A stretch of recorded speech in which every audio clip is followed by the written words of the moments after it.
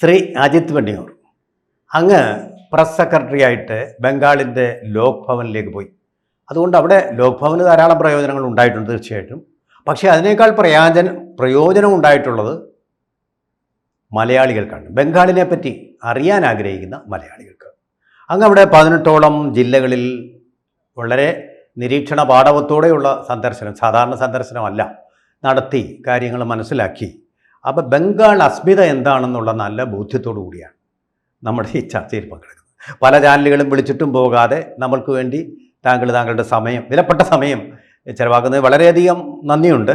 അതോടൊപ്പം എനിക്ക് വളരെയധികം അറിയാൻ ആഗ്രഹിക്കുന്ന ഒരു കാര്യം, എല്ലാ മനുഷ്യരുടെയും ഇന്ത്യയുടെ മുഴുവൻ ദേശീയ മനസ്സിലുള്ള ഒരു ചോദ്യം, ബംഗാൾ ഇക്കുറി ഒരു പക്ഷേ മമതാ ബാനർജിയുടെ വാട്ടർലൂ ആകുമോ എന്നുള്ളതാണ്. അത് അങ്ങനെ ആകാനുള്ള ഒരു സാധ്യതയാണ് ഒന്നാം ഘട്ടത്തിൽ നമ്മൾ ചർച്ച ചെയ്ത ശേഷം അതിലും ഉയർന്ന പോളിംഗ് റേറ്റ് ആണെന്നുള്ള ഔദ്യോഗികമായിട്ട് തെരഞ്ഞെടുപ്പ് കമ്മീഷൻ അറിയിച്ചിരിക്കുന്നത്. ഇന്ന് വരെ ബംഗാളിൻ്റെ ചരിത്രത്തിൽ ഉണ്ടാക്കാത്ത തരത്തിലുള്ള ഒരു പെർസെൻറ്റേജ് ആണ് കഴിഞ്ഞ തെരഞ്ഞെടുപ്പിലുണ്ടായത്. എന്ന് പറഞ്ഞാൽ ഇപ്പോൾ തെരഞ്ഞെടുപ്പല്ല, അവിടെ നടക്കുന്നത് പണ്ടത്തതുപോലൊരു പ്ലാസി യുദ്ധമാണ്. ഈ യുദ്ധം ആര് വിജയിക്കും എന്നുള്ളതാണ്. ഇതിപ്പോൾ രണ്ടാമത്തെ ഘട്ടത്തിലേക്ക് കടക്കുകയാണ് നാളെ തെരഞ്ഞെടുപ്പ് വരുന്ന സമയത്ത് 29-ന്. അതെ, ആദ്യഘട്ടത്തിൽ പ്രധാനപ്പെട്ട ജില്ലകൾ കൂച്ച് ബെഹാർ, ഡാർജിലിംഗ്, അലിപൂർദുവാൻ, ജയ്ൽപാഗുരി, നോർത്ത് സൗത്ത് ജിനാദ്പൂർ തുടങ്ങിയ ജില്ലകളിൽ ആദ്യമായിട്ട് പ്രധാനമായിട്ടും നടന്നത്. അപ്പോൾ അവിടെ BJP സംബന്ധിച്ചിടത്തോളം ഏറ്റവും പോസിറ്റീവായിട്ടുള്ള ഒരു റിസൾട്ട് പ്രതീക്ഷിക്കുന്ന സ്ഥലമാണ്. കാരണം കഴിഞ്ഞ തവണ കിട്ടിയ 77 സീറ്റുകളിൽ BJPക്ക് കിട്ടിയ 77 സീറ്റുകളിൽ ഏറ്റവും ഭൂരിപക്ഷം കിട്ടിയത് ഈ ഒന്നാം ഘട്ടത്തിലെ മണ്ഡലങ്ങളിലാണ്. പക്ഷെ രണ്ടാം ഘട്ടത്തിലാണ് ശരിക്ക് ഒരു ഫൈറ്റ്, ഒരു പരീക്ഷണം BJPയെ സംബന്ധിച്ചിടത്തോളം ഒരു പരീക്ഷണം നടക്കുന്നത് ഈ രണ്ടാം ഘട്ടത്തിലാണ്. അതായത് കഴിഞ്ഞ തവണ കിട്ടിയ ഈ BJPക്ക് കിട്ടിയ 142, ഇപ്പം ഇലക്ഷൻ നടക്കുന്ന 142 മണ്ഡലങ്ങളിൽ 18 സീറ്റ് മാത്രമാണ് BJPക്ക് കിട്ടിയത്, കഴിഞ്ഞ തവണ കിട്ടിയത്. അപ്പോൾ അവിടെ TMC ആണ് ഏറ്റവും മുന്നിൽ നിന്നത്. ഇപ്പോൾ ഒന്നാമത്തെ ഘട്ടത്തിൽ അമിത്ഷാ തന്നെ അവകാശപ്പെട്ടത് 110 സീറ്റ് കിട്ടുമെന്നാണ് പരമാവധി. അപ്പോൾ ഒരു ഗവൺമെൻറ് ഉണ്ടാക്കണമെങ്കിൽ മിനിമം 148 സീറ്റ് വേണം. ഒറ്റയ്ക്ക് ഭൂരിപക്ഷത്തിന് വരണമെങ്കിൽ 148 വേണം. പക്ഷെ ഇവിടെ കഴിഞ്ഞ തവണ കിട്ടിയത് 18 സീറ്റ് മാത്രമാണ്. ഇനിയിപ്പം രണ്ടാം ഘട്ടം ഇലക്ഷൻ നടക്കാൻ പോകുന്ന സ്ഥലത്ത് കിട്ടിയത് 18 സീറ്റ് മാത്രമാണ്. അപ്പോൾ ബാക്കി അത്രയും സീറ്റ് കൂടി സംഘടിപ്പിച്ചാൽ മാത്രമേ BJPക്ക് ഭരണത്തിൽ വരാൻ സാധിക്കുകയുള്ളൂ. അതായത് 148 സീറ്റ് വേണം. പക്ഷെ ആ പ്രതീക്ഷയുണ്ട്. കാരണം കഴിഞ്ഞ തവണ 10,000 വോട്ടിന് താഴെ ഭൂരിപക്ഷം കിട്ടിയ 57 മണ്ഡലങ്ങളുണ്ട്. അപ്പോൾ അവിടെ ആ പ്രദേശങ്ങളിലൊക്കെ തന്നെ ഇപ്പോൾ SIR വന്നപ്പോൾ 10,000-നും 20,000-നും 30,000 വരെ വോട്ടുകൾ കുറഞ്ഞ പ്രദേശങ്ങളുണ്ട്. അതെങ്ങനെ വരും എന്നുള്ളതിനെക്കുറിച്ച് ഒരാശങ്കയുണ്ട്. പക്ഷേ BJPയെ സംബന്ധിച്ചിടത്തോളം വളരെ ശുഭപ്രതീക്ഷ നൽകുന്നത് ഒരു ഭരണമാറ്റം വേണം എന്നുള്ള തരംഗം മൊത്തത്തിലുണ്ടായിട്ടുണ്ട്. പ്രത്യേകിച്ചും ഈ രണ്ടാം ഘട്ടം ഇലക്ഷൻ നടക്കുന്ന കൊൽക്കത്ത പട്ടണപ്രദേശം, നഗരപ്രദേശം അടക്കമുള്ള പ്രദേശങ്ങളിൽ ആ ഒരു തരംഗം ഉള്ളത് തീർച്ചയായിട്ടും BJPയെ സംബന്ധിച്ചിടത്തോളം വളരെ പ്രതീക്ഷ നൽകുന്ന ഒന്നാണ്. അങ്ങനെ ഒരു വലിയൊരു ഫൈറ്റാണ് ഇപ്പോൾ അവിടെ നടക്കുന്നത് ഈ രണ്ടാം ഘട്ടത്തിൽ. അതാണ് സംഘർഷങ്ങളിലേക്കും പോകുന്നുണ്ട്. ഇപ്പോൾ പലപ്പോഴും അവിടെ സംഘർഷങ്ങളിലേക്ക് പോകുന്നുണ്ട്. പക്ഷേ മുൻപത്തെ പോലത്തെ സംഘർഷങ്ങളൊന്നുമില്ല. പക്ഷെ BJP പൂർണ്ണമായും ആത്മവിശ്വാസത്തിലാണ്. കാരണം ഈ അടുത്ത ദിവസം അമിത്ഷാ പ്രസംഗിച്ചപ്പോൾ പറയുകയുണ്ടായി, ഇനി ഞാൻ ഇങ്ങോട്ട് വരുന്നത് BJP ഗവൺമെന്റിന്റെ സത്യപ്രതിജ്ഞയ്ക്കായിരിക്കും എന്നാണ് അദ്ദേഹം ഒടുവിൽ നടത്തിയ പ്രസംഗത്തിൽ പറയുന്നത്. കോൺഫിഡൻസിന് ഒരു കുറവുമില്ല.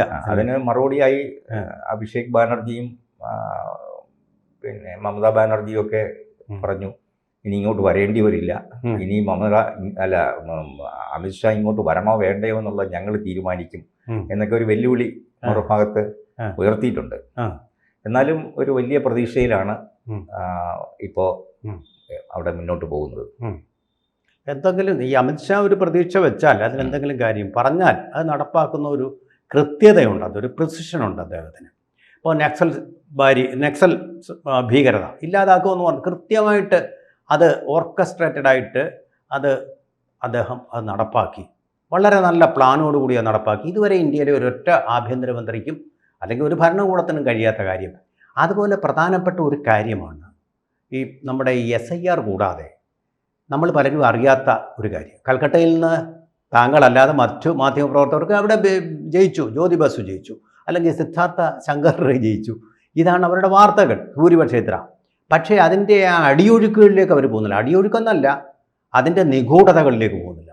നമുക്കറിയാവുന്നതുപോലെ, ഇന്നെല്ലാവർക്കും അറിയാവുന്നതുപോലെ സിദ്ധാർത്ഥ ശങ്കർ റേയുടെ കാലത്ത് എന്താ നടന്നിരുന്നത്? വമ്പിച്ച തോതിലുള്ള ബൂത്ത് പിടുത്തം വോട്ട് ചെയ്യാൻ ചെയ്യുന്നവരുടെ ഐഡൻറ്റിറ്റി കാർഡ് ഉണ്ടെങ്കിൽ അത് വാങ്ങിച്ചിട്ട് അവിടെ ഇരിക്കുന്ന ഗുണ്ടകൾ വോട്ട് ചെയ്യുക കോൺഗ്രസിന് വേണ്ടിയിട്ട്. അതാണ് നടന്നുകൊണ്ടിരുന്നത്. പോൾ ട്രിഗിങ്, അത് നെഹ്റുവിൻ്റെ കാലം തൊട്ടേ നടന്നൊരു പ്രക്രിയ. ഇത് പിന്നെ ജ്യോതി ബസു വന്നപ്പോൾ ജ്യോതി ബാസുവിൻ്റെ ആൾക്കാർ അത് ഏറ്റെടുത്തു. പോൾ ട്രിഗിങ് വോട്ട് ചെയ്യുന്നത് CPM ഗുണ്ടകളാണ്. മമതാ ബാനർജി, അത് നന്ദിഗ്രാം സംഭവത്തോടുകൂടി മമതാ ബാനർജിയിലേക്ക് അത് പകർന്നു കിട്ടിയ ആ ഗുണ്ടാ സംഘം, ആ CPM-ലുണ്ടായിരുന്ന അതേ ഗുണ്ടാ സംഘം തന്നെയാണ് ഇന്ന് TMCയെ നിലനിർത്തുകയും അവർക്ക് വേണ്ടി ആക്രമണങ്ങൾ അടിച്ചു വിട്ടുകൊണ്ടിരിക്കുകയും ചെയ്യുന്നത്. മുർഷിദാബാദായാലും പ്ലാസി ആയാലും ഏത് സ്ഥലമായാലും അങ്ങനെ നടക്കുന്ന ഒന്നിനൊരു, ശരിക്കും പറഞ്ഞാൽ TN ശേഷൻ്റെ കാലത്ത് പോലും ഇത് അടിച്ചമർത്താൻ പറ്റിയിട്ടില്ല. അപ്പോൾ അതിൻ്റെ സത്യങ്ങളിലേക്ക് പോകുന്ന ഒരു മാധ്യമപ്രവർത്തകനാണ് താങ്കൾ. മറ്റ് മാധ്യമപ്രവർത്തകരുടെ കാര്യങ്ങൾ ഇത് വന്നിട്ടേ ഇല്ല. ഞാൻ ഈ കാര്യങ്ങൾ അറിയുന്നത് ബംഗാളിൽ പോയിട്ടുള്ള നമ്മുടെ സഹോദരന്മാരിൽ നിന്നാണ്. അതുപോലുള്ള സംഭവങ്ങൾ ഇപ്പോഴും നടക്കുന്നുണ്ടോ? അമിത്ഷായെ പോലെ ശക്തനായ ഒരു ആഭ്യന്തരമന്ത്രി ഉള്ളപ്പോൾ? അല്ല, ഇപ്പം അത് തന്നെയാണ് TMCയുടെയും മമതാ ബാനർജിയുടെയും അഭിഷേക് ബാനർജിയുടെയൊക്കെ ഒരു ഭയം എന്ന് പറയുന്നത് അതാണ്. ഇപ്പം അതുപോലെ ഒന്നും നടക്കുന്നില്ല. ഇപ്പോൾ നേരത്തെ പറഞ്ഞതുപോലെ നക്സൽബാരിയുടെ കാര്യം അമിത്ഷാ പറഞ്ഞതുപോലെ ഈ ഇലക്ഷൻ പ്രഖ്യാപിച്ചപ്പോൾ തന്നെ അമിത്ഷായും നരേന്ദ്രമോദിയും വ്യക്തമായി പറഞ്ഞിരുന്നു, ഒരു കാരണവശാലും ബംഗാളിൽ ഇത്തവണ തെരഞ്ഞെടുപ്പിൽ അക്രമം അനുവദിക്കില്ല, അതിനുള്ള സംവിധാനം കേന്ദ്രം ചെയ്യും എന്നുള്ളത് പറഞ്ഞു. അതുപോലെ തന്നെയാണ് 2400 ബറ്റാലിയനാണ് കേന്ദ്ര അർദ്ധ സേനാ വിഭാഗം. ഇവർ പറയുന്ന പോലെ പട്ടാളമൊന്നുമല്ല. ഇപ്പോൾ ഇവരൊക്കെ പത്രസമ്മേളനങ്ങൾ, ഈവൻ ഇന്നലെ പോലും അരവിന്ദ് കെജ്രിവാൾ അവിടെ പ്രസംഗിച്ചപ്പോൾ പറഞ്ഞു കേന്ദ്രത്തിൽ നിന്ന് പട്ടാളത്തെ ഇറക്കിയാണ് ഭരിക്കുന്നത്. പട്ടാളമല്ല, അർദ്ധ സൈനിക വിഭാഗമാണ്.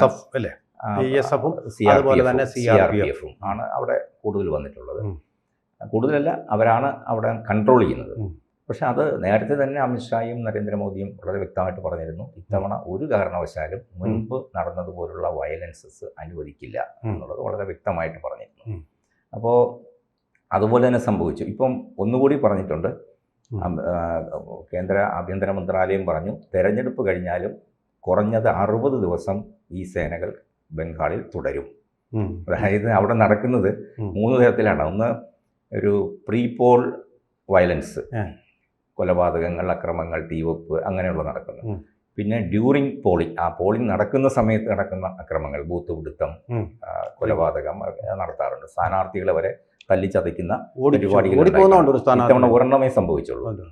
അത് സുവേന്ദു സർക്കാർ എന്ന് പറയുന്ന, പലരും സുവേന്ദു അധികാരി എന്നൊക്കെ പറഞ്ഞ് പറയാറില്ല, സുവേന്ദു സർക്കാർ ഒരാളെയാണ് മർദ്ദിച്ചത്. അതെ, ഒരു സംഭവം മാത്രമേ ഉണ്ടായിരുന്നുള്ളൂ. പക്ഷേ അത് ഒഴിച്ചാൽ പിന്നെ വളരെ കുറച്ച് അക്രമങ്ങൾ മാത്രമേ, മുമ്പ് പോലെ ഒന്നും നടന്നിട്ടില്ല, മരണങ്ങളൊന്നും നടന്നിട്ടില്ല. ഇത്തവണ ഒരു മരണവും നടന്നിട്ടില്ല. അതുപോലെ തന്നെ നമ്മുടെ സമയം അവസാനിക്കുന്നതുകൊണ്ട് ഒരു ചോദ്യം കൂടെ കഴിയുമ്പോഴും 60 ദിവസവും കൂടി ഉണ്ടാകും എന്ന് പറയുന്നത് അവിടെ ഒരു ഭയം ജനിപ്പിച്ചിട്ടുണ്ട്.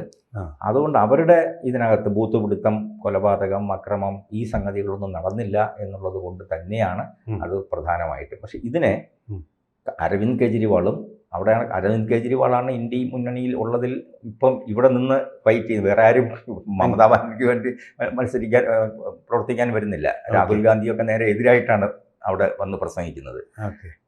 മമതയുടെ അക്രമത്തെക്കുറിച്ചും ഭരണത്തെക്കുറിച്ചും ഒക്കെ സംസാരിക്കുന്നത്. പക്ഷേ അവിടെ വരുന്ന ഏറ്റവും പ്രധാന ഘടകം എന്ന് പറയുന്നത് ഇത് അവരിൽ വല്ലാത്ത ഭീതി ഉണ്ടാക്കിയിട്ടുണ്ട്. ഓക്കെ. അപ്പോൾ അതുകൊണ്ടാണ് അവർ പറയുന്നത് ഒരു കാരണവശാലും ഇവരെ ഇത് അനുവദിക്കില്ല, ഇനി തുടരാൻ അനുവദിക്കില്ല. അതായത് മമതയുടെ കള്ളത്തരം കണ്ടുപിടിക്കപ്പെട്ടിരിക്കുന്നു. അതാണ് സംഭവം. ഇനി ഞാനൊരു കാര്യം കൂടി അറിയുന്നത്, അതായത് മറ്റ് മാധ്യമങ്ങളൊന്നും അറിയാത്തൊരു കാര്യം, അതായത് സ്മൃതി ഇറാനി വലിയൊരു താരമായിട്ട് അവിടെ തിളങ്ങുന്നുണ്ട്. അപ്പോൾ ബംഗാളി അസ്മിത എന്ന് പറഞ്ഞിട്ട് മമതാ ബാനർജി പറഞ്ഞു, ഇനിമേൽ BJP വന്നു കഴിഞ്ഞാൽ നിങ്ങൾക്ക് ബീഫ് കഴിക്കാൻ പറ്റില്ല, മീൻ കഴിക്കാൻ പറ്റില്ല. ബംഗാളികളുടെ ബ്രാഹ്മണർ പോലും കടലിലെ പുഷ്പമായിട്ട് കരുതി കഴിക്കുന്ന ഒന്നാണ് മീൻ. അവിടുത്തെ ഹിൽസ എന്നൊക്കെ പറയുന്ന മത്സ്യത്തിന് നല്ല സ്വാദുമുണ്ട്, ഞാനും കഴിച്ചിട്ടുള്ളതാണ്. അപ്പോൾ അങ്ങനെയുള്ള മത്സ്യമൊക്കെ ഇല്ലാതാകുന്നത് ബംഗാളി വികാരം ഇറക്കാൻ വേണ്ടി ചെയ്തിട്ടുണ്ട്. ഇതിന് മറുപടിയായിട്ട് നമ്മുടെ സ്മൃതി ഇറാനി പരസ്യമായിട്ട് ക്യാമറയ്ക്ക് മുമ്പിൽ നിന്ന് മത്സ്യം കഴിച്ചു എന്ന് പറഞ്ഞത് ശരിയാണോ? സ്മൃതി ഇറാനി മാത്രമല്ല, അവിടുത്തെ BJPയുടെ കാൻഡിഡേറ്റ്സ്, പ്രധാന സ്റ്റാർ പ്രചാരകർ മുഴുവൻ പല സ്ഥലങ്ങളിലായിട്ട് അവർ മമതാ ബാനർജി അവസാനം ഇറക്കിയൊരു ഏറ്റവും ഒടുവിലിറക്കിയൊരു ഇതാണ്, ഇവിടെ മീന്, മുട്ട, ഇറച്ചി ഇതെല്ലാം BJP വന്നാൽ ഇല്ലാതാക്കും, ബാൻ ചെയ്യും എന്നാണ്, നിരോധിക്കും എന്നാണ്. അതാണ് മറ്റ് സ്ഥലങ്ങളിലെ അനുഭവം എന്ന് പറഞ്ഞിട്ട് അവർ അടിച്ചു. അന്ന് തന്നെ അവർ വെല്ലുവിളിച്ചു. അതിനിടയിൽ ഈ ഫിഷറീസ് രംഗത്തെ പ്രധാനമന്ത്രി മോദി മത്സ്യത്തൊഴിലാളികൾക്ക് വേണ്ടിയുള്ള ധാരാളം പ്രഖ്യാപനങ്ങൾ ഇപ്പോൾ കേന്ദ്ര ഗവൺമെൻറ് നടത്തിക്കൊണ്ടിരിക്കുന്ന കാര്യങ്ങൾ അനൗൺസ് ചെയ്തു. ബംഗാളിൽ വരുത്താൻ പോകുന്നതിനെക്കുറിച്ച് അനൗൺസ് ചെയ്തു. അന്ന് തന്നെ ഈ പ്രധാനപ്പെട്ട എല്ലാ നേതാക്കളും അതാത് സ്ഥലങ്ങളിൽ മീഡിയയുടെ മുമ്പിൽ മീനും ഇറച്ചിയും ഒക്കെ കഴിക്കുന്ന രംഗങ്ങളും കൂടെ ചിത്രീകരിച്ചു. വളരെ രസകരമായിട്ടുള്ള ഒരു തെരഞ്ഞെടുപ്പ് അനുഭവമാണതല്ലേ, വളരെ രസകരമായിട്ട് തെരഞ്ഞെടുപ്പ്. എന്തായാലും അപ്പോൾ നമ്മുടെ അവതാരങ്ങളുടെ നമ്മുടെ വിശ്വാസം മത്സ്യം തൊട്ടാണ് അവതാരങ്ങൾ തുടങ്ങിയിരിക്കുന്നത്. ബംഗാളിൽ ആ മത്സ്യാവതാരമായിട്ട് ഇപ്പോൾ സ്മൃതി ഇറാനി വന്നിട്ടുണ്ടെന്നാണ് നമുക്കിപ്പോൾ ഏകദേശം കരുതാവുന്നത്. നമുക്ക് അടുത്ത സ്റ്റോറിയിലേക്ക് പോകാം. സ്മൃതി ഇറാനിയെ അവിടെ ഇറക്കിയതിന് ഒരു കാരണം ഒരു സ്ത്രീമുഖം BJPക്ക് വളരെ പോപ്പുലറായിട്ട് എല്ലാവർക്കും അറിയാവുന്ന ഒരു സ്ത്രീമുഖം വേണം, ബംഗാളി അറിയാവുന്ന, ഇവിടെ ഒരു ബംഗാളിയുടെ മകൾ ആയിട്ടുള്ള ഒരാളിനെ ഇറക്കുന്നു. അപ്പം എല്ലാവരും ഇത് മുഴുവൻ മമതയും TMCയും ബംഗാളിൻ്റെ പുത്രിമാരും ബംഗാളിൻ്റെ ആളുകളുമാണ്. ബംഗാളിൻ്റെ സെൻറ്റിമെൻറ്റ്സ്, അതാണ് അവർ ഈ അസ്മിത എന്ന് പറയുന്നത്, ആ സെൻറ്റിമെൻറ്റ്സിനെ ഇളക്കാൻ വേണ്ടി ചെയ്തിരുന്നത്. അപ്പം അതല്ല, BJPയുടെയും മുഖങ്ങൾ എന്ന് പറയുന്നത് ബംഗാളികൾ തന്നെയാണ്, ബംഗാളി സംസ്കാരം അറിയുന്നവർ തന്നെയാണ് എന്നുള്ള ഒരു സന്ദേശം കൊടുക്കുക എന്നുള്ളതായിരുന്നു അതിൻ്റെ ലക്ഷ്യം. അത് ഒരു പരിധിയല്ല, നല്ലൊരളവിൽ അത് വിജയിച്ചിട്ടുണ്ട്. കാരണം അവിടുത്തെ മാധ്യമങ്ങളൊക്കെ അത് ഏറ്റെടുത്ത് കഴിഞ്ഞു. ഓക്കെ. കൂടുതൽ വാർത്തകളും വിശേഷങ്ങളും നിങ്ങളിലേക്ക് എത്താൻ ABC മലയാളം സബ്സ്ക്രൈബ് ചെയ്യുക, ബെൽ ബട്ടണും അമർത്തുക.